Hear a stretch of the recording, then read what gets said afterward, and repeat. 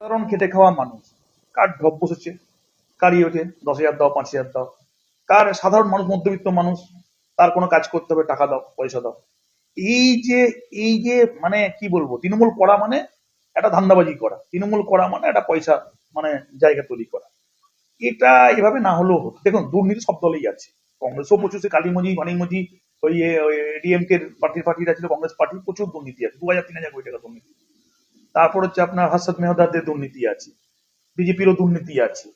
কিন্তু দুর্নীতিটা গ্রাসরুট লেভেলে, মানে ইভেন কি বলবো, মানে আমরা কলকাতায় গেলে পরে, আমি নাম বলবো না, এখন বলেই হবে, সব থেকে দেখা করতে গেলে তার যে সালা সিকিউরিটি থেকে আরম্ভ করে, তার মানে যে খাতা পেন লেখে, মানে তার কাজই ছিল ফোন করা, মানে প্রতি মাসে 10-15 হাজার টাকা করে তাকে দিতেই হবে, এরকম ব্যাপার। বড় নেতারা কেউ গিয়ে করেনি, কখনোই বলবো না। ফিরাদ হাকিম সাহেব বড় মন্ত্রী, এত ডেভেলপমেন্টে টাকা দিয়েছে, 500 টাকা কোনোদিন নেই, কোনোদিন ইয়ে করেন। তার বড় বড় আমলারাও কোনোদিন নেয়নি মিউনিসিপ্যাল অ্যাফেয়ার্স। যত দুর্নীতিটা আমার যেটা, এটা আমার অবজারভেশন, সেটা গ্রাউন্ড, যত গ্রাসরুট লেভেল, বুথ সভাপতি সেও পয়সা চাই, একটা ধরুন হচ্ছে আপনার ওয়ার্ড সভাপতি তারও পয়সা চাই, একটা ধরুন মানে ইয়ে আছে তারও পয়সা চাই, মানে মানুষ পয়সা দেবে কোত্থেকে? একটা মানুষের দিতে পারছে না, তার কাছে 10,000 টাকাটাই বাড়ে, তাকে 50,000 1 লাখ টাকা ডিমান্ড করা হচ্ছে। সরকারি পয়সা দিলে তো গায়ে লাগবে না, সরকারি টাকাটা যাচ্ছে। কিন্তু এই যে কাটমানি, এই যে হপ্তা, এটা হচ্ছে বড় একটা তৃণমূলের বিপর্যয়ের বড় কারণ। কারণ দেখুন, আমরা কিন্তু ব্যবসাপাতি করি, তো এটা আমি অনেক ব্যবসাদের সঙ্গে কথা বলেছি, কলকাতা থেকে আরম্ভ করে সব জায়গায়, যেটা বলছে যে তৃণমূলের আমলে কোনো কন্ট্রোল নাই।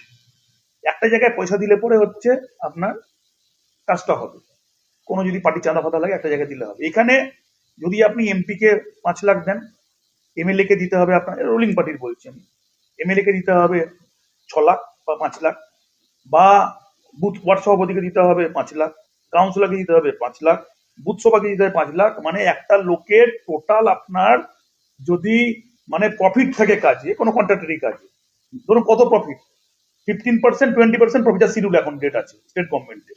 মানে 1 কোটি টাকা কাজ করে 15 টাকা লাভ করলে তার যে এস্টিমেট 25 লাখ টাকা তাকে মানে কাটপানি দিতে হবে। এটা তৃণমূলের আমার মনে হয়েছে, হিন্দু মুসলিম টুসলিম যাই বলুক না কেন, মুসলিমরা তো তৃণমূলকে ভোট দেয়নি। এটা আমার বিধানসভার মধ্যে অদিত চৌধুরী আমার প্রায় 60%, 55, আমি 30% ভোট পেয়েছি।